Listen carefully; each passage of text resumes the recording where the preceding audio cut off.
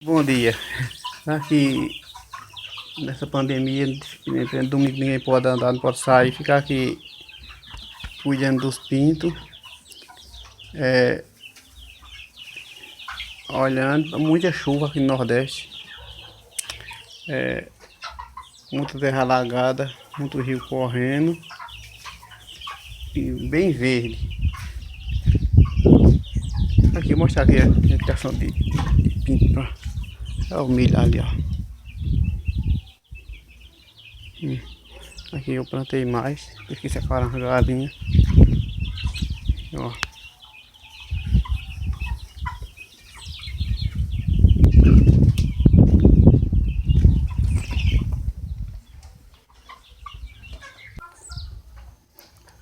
Aqui são alguns frangos galetos que eu tenho. Ali tem 5 galinhas poideiras aqui. Eu tenho para pôr também.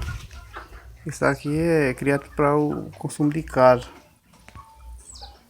Quer dizer, todos são, aqueles outros é mais para venda, para vender para fora. Aqui estou eu, né? De boa aqui, sem pouca coisa para fazer. Filmando e mostrando para vocês aqui no meu canal.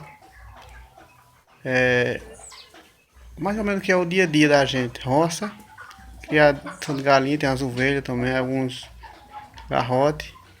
E nesse tempo, graças a Deus, tudo muito bom. E todo mundo não tá feliz, né?